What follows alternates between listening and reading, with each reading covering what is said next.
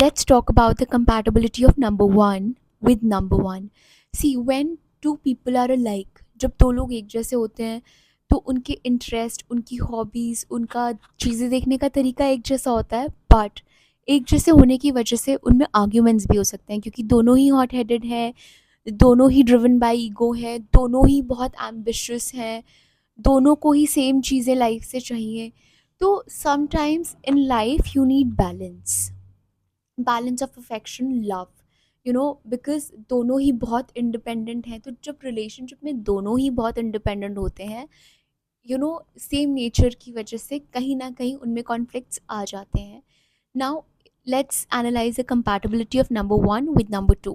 So if your partner is born on 2nd, 11th, 20th, 29th, and you're born on 1st, 10th, 19th, 28th, जो to है that is very emotional number that seeks care, affection, and one here is in very independent number. तो कभी कभी one को to की neediness बहुत ज़्यादा लगती है, because two is always in their own world, whereas one is ego driven, ambitious.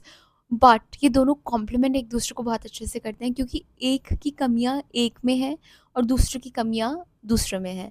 सो जब दो लोग बिल्कुल एक जैसे नहीं होते ना, तो वो कॉम्प्लीमेंट एक दूसरे को बहुत करते हैं. बस वन को टू के इमोशंस अंडरस्टैंड करने की ज़रूरत है और टू को अंडरस्टैंड करने की ज़रूरत है कि one needs space, one does not you know like lot of क्लिंगीनेस.